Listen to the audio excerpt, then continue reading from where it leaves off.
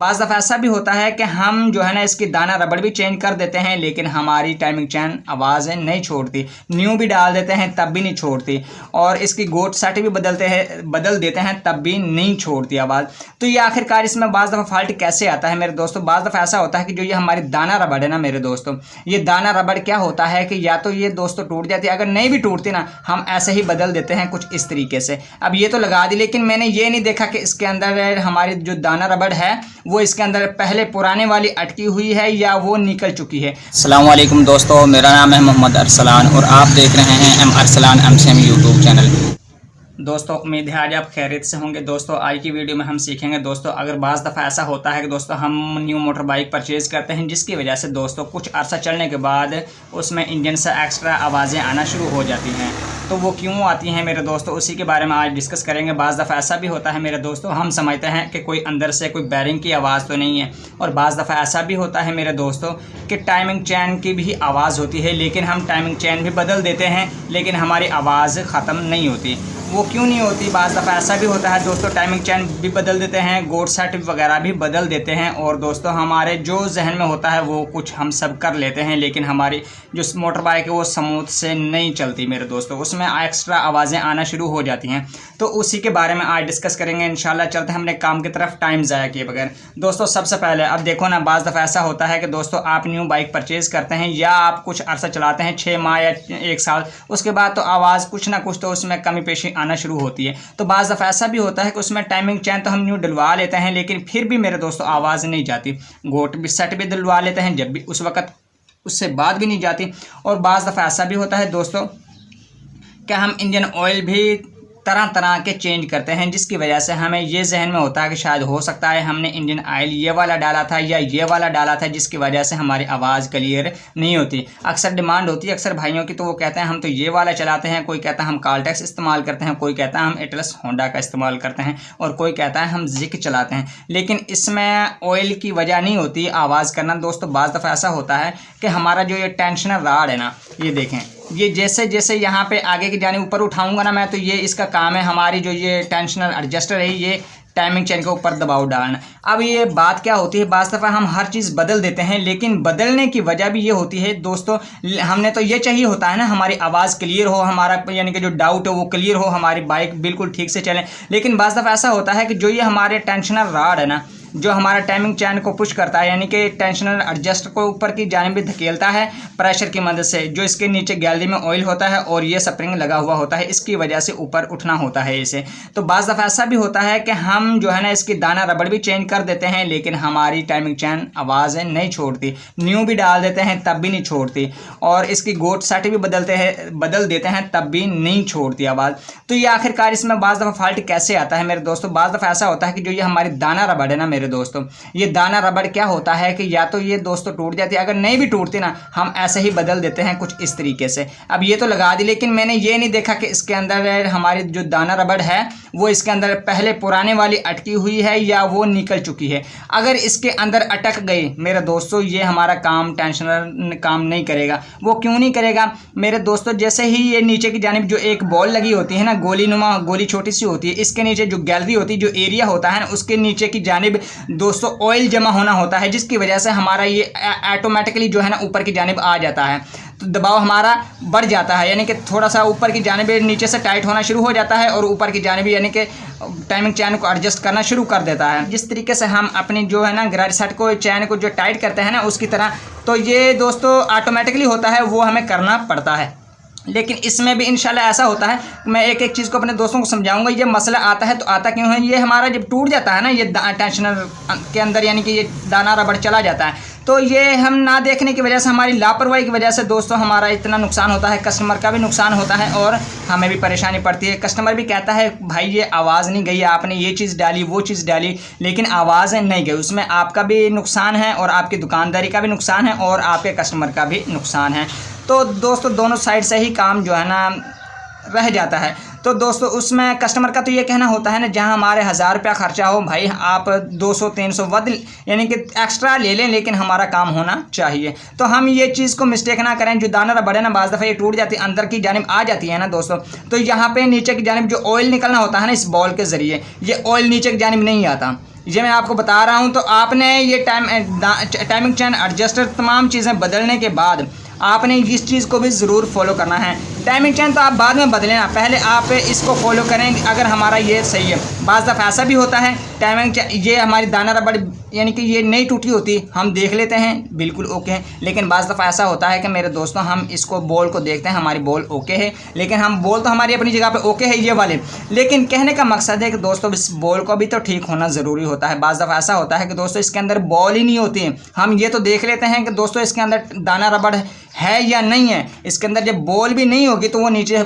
Oil हमारा hold कैसे होगा, गैलरी हमारी कैसे भरेगी। तो यही मेरी बात अपने दोस्तों को समझाने का, यही मेरा मकसद था कि आपको ये भी बता दूं कि टाइमिंग चेन तब्दील करते वक्त किन किन चीज़ों का ख्याल करना ज़रूरी होता है। वो सिल्वर पकड़ा उठा, तो ये जैसे ही फ़र्ज़ करो यहाँ पे बाज़ दफ़ा ऐसा होता है ना, आपका जो ये वाला होता है ना टेंशनर राड, ये सही होता है सही हालत में। जब ये वाली टूट जाएगी इसके अंदर तो उसको भी आपने निकाल लेना है। वो आपने एक कुछ आपके पास नोकदार पेचकस होना ज़रूरी होता है दोस्तों। तो आप फ़र्ज़ करो यहाँ पे टूट चुकी है, वो आप यहाँ से हल्का सा पुश करेंगे ना इधर से, जिधर से हमारी ये जो दाना रबड़ अंदर इंस्टॉल करते हैं, तो जैसे ही हम बाज़ दफ़ा ऐसा होता है कि यहाँ से निकल आती है, हल्का सा पुश ऐसे करते हैं तो ये दाना रबड़ हमारी निकल आती है। देखना इस तरीके से, कुछ इस तरीके से करेंगे तो ये निकल आएगी। बाज़ दफ़ा ऐसा होता है कि वो नीचे की जानिब चली जाती है, लेकिन हम ऐसा करेंगे वो ऐसे इधर से तो नहीं निकलेगी, लेकिन हम हल्का सा पंच करेंगे ना पीछे की जानिब, वो यहाँ पे आ जाएगी। अब यहाँ पे आर पार सुराख हैं, जाहिर सी बात है जब आर पार सुराख होंगे तो आप यहाँ से कुछ इस तरीके से आप घुमा फिरा के उसको तोड़ के निकाल सकते हैं मेरे दोस्तों।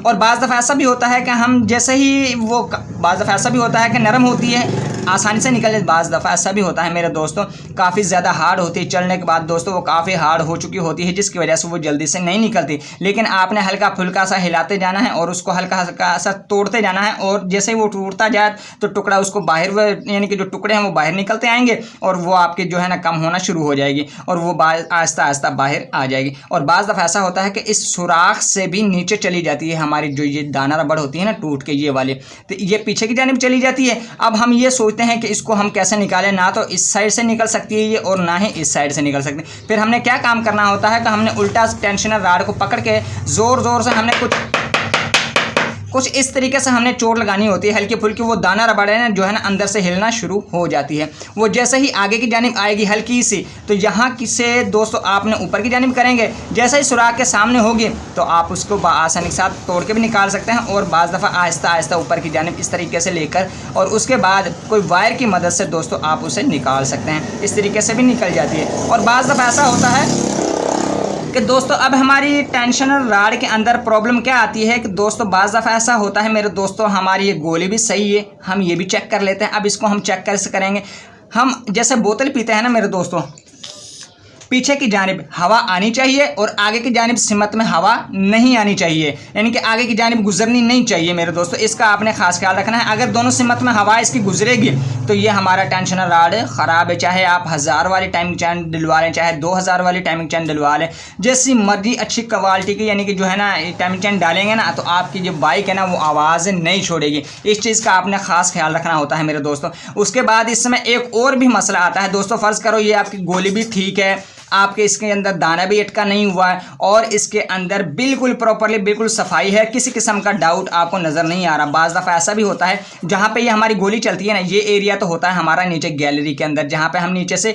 कुछ इस तरीके से बुल्ट वगैरह लगाते हैं, कुछ इस तरीके से, तो इस तरीके से फिटिंग होती है मेरे दोस्तों।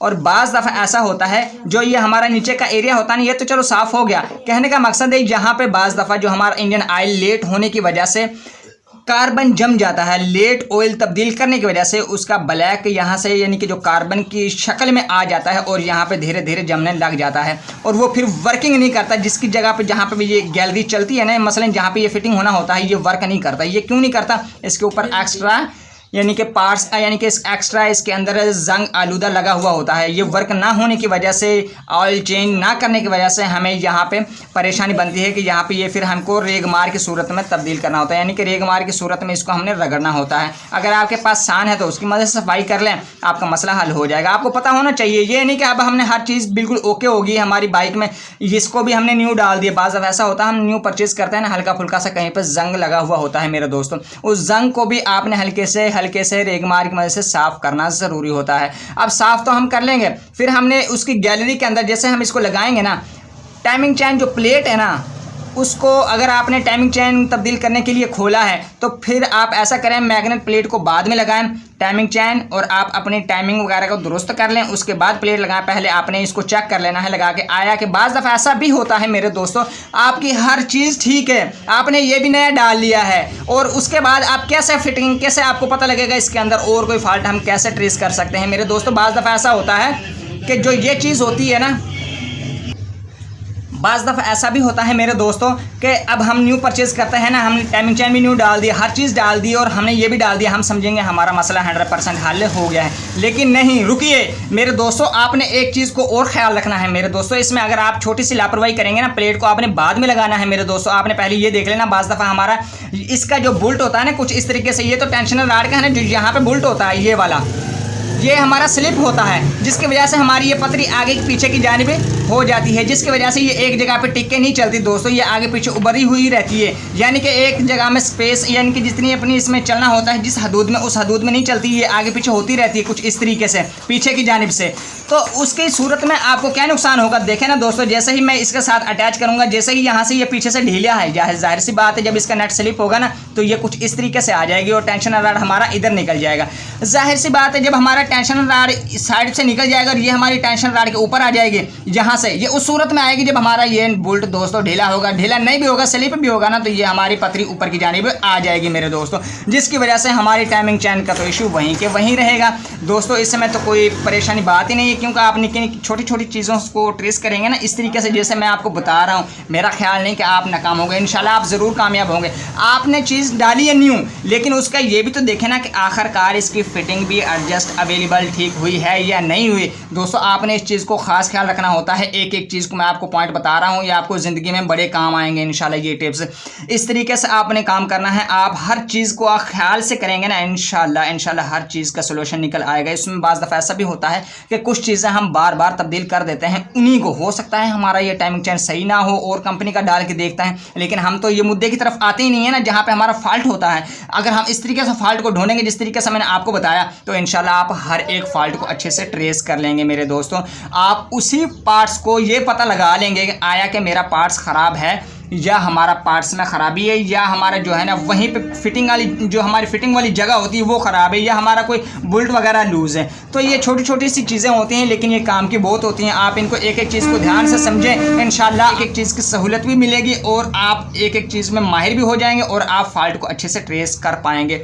तो दोस्तों आप इस तरीके से काम क्या करेंगे ना, तो मेरा ख्याल नहीं कि दोस्तों आप जो है नाकाम हो गए।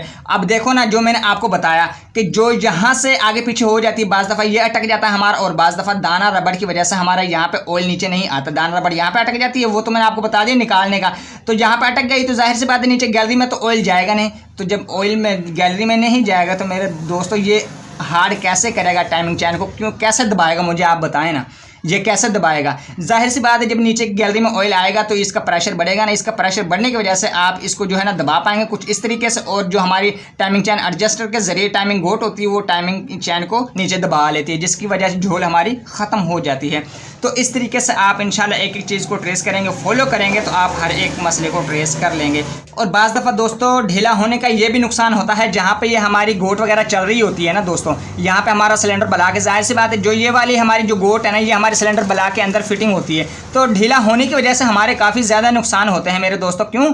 इसमें दोस्तों जब झोल पड़ेगी ना, हमारा टाइमिंग जो सिलेंडर बला के ना, जो सिलेंडर बला के जहाँ पे हमारी गोट फिटिंग होती है, बाज़ दफ़ा वो भी फटने का डर होता है। वो क्यों? आहिस्ता आहिस्ता, जाहिर सी बात है स्पीड में कोई भी चीज़ टच करती जाएगी जैसे जैसे, तो वो आहिस्ता आहिस्ता वहाँ से चीज़ कटती चली जाएगी मेरे दोस्तों। और बाज़ दफ़ा मैंने ऐसे भी फॉल्ट देखे हैं दोस्तों, हमारी टाइमिंग छोटी सी लापरवाही की वजह से, टाइमिंग चैन की वजह से दोस्तों, हमारे जो सिलेंडर हेड है ना वहाँ से भी ऊपर की जाने पर, जहाँ पे दोस्तों लिखा हुआ होता है AHL या हमारा E22 लिखा होता है, जो चाइना वाली बाइक होती हैं या किसी भी कैटेगरी की बाइक होती हैं, जो ऊपर की वजह से, यानी कि जब ऐसे चलता है ना चैन आगे की सिमत में, तो ऊपर की जानिब से दोस्तों वो क्रैक हो जाता है, तो वो हमें उस सूरत में नया तब्दील करना पड़ता है। तो इन चीज़ों को इंशाल्लाह हम ख्याल रखेंगे। उम्मीद है आप इंशाल्लाह एक एक चीज़ को फॉलो करेंगे दोस्तों। मैं तो जितना को मेरे से हो सकता है ना, तो मैं तो आपको वो चीज़ बताता हूँ इंशाल्लाह। मेरा काम है अपने दोस्तों की मिस्टेक को दूर करना, और जो पहले ये मैं प्रैक्टिकली करता हूँ, ये नहीं कि मैंने पकड़ा इधर से उधर से इधर से, जिस टॉपिक पे मेरा दिल किया मैंने वीडियो बना दी, ऐसा नहीं है मेरे भाई। ये कम से कम 1 से 2 दफ़ा ट्राई खुद करता हूँ मैं, उस पर मुझे पता चल जाता है। जैसे ही मुझे अच्छा रिस्पॉन्स मिलता है तो मेरी कोशिश यही होती है कि इसके ऊपर अपने दोस्तों के लिए वीडियो होना ज़रूरी है, होनी चाहिए मेरे दोस्तों। तो इस तरीके से आप फॉल्ट को ट्रेस करेंगे, इंशाल्लाह आप हर एक फॉल्ट को बिला झिझक बिला परेशानी के आप मेरे दोस्तों आप ख़त्म कर देंगे, तो आपको मसला नहीं आएगा। दोस्तों अगर आपको वीडियो अच्छी लगी है ना दोस्तों, अगर आपको कुछ सीखने को मिला है तो तब आपने सब्सक्राइब और लाइक करना है और शेयर करना है दोस्तों। और दोस्तों इसमें ऐसा है कि बाज़ दफ़ा हम समझते हैं ना हम ये काम नहीं कर पाएंगे मेरे दोस्तों, आप एक दफ़ा करेंगे ना, दूसरी दफ़ा करेंगे तो इंशाल्लाह कुछ बेहतर होगा, तीसरी दफ़ा करेंगे ना तो मेरा ख्याल नहीं कि आप नहीं कर सकते, आप ज़रूर करेंगे। तो आप हार नहीं माननी है आपने मेरे दोस्तों, इंशाल्लाह आपने लाइक और सब्सक्राइब ज़रूर करना है। किसी नए टॉपिक पे मिलेंगे इंशाल्लाह। इजाज़त दीजिए, अल्लाह हाफिज़।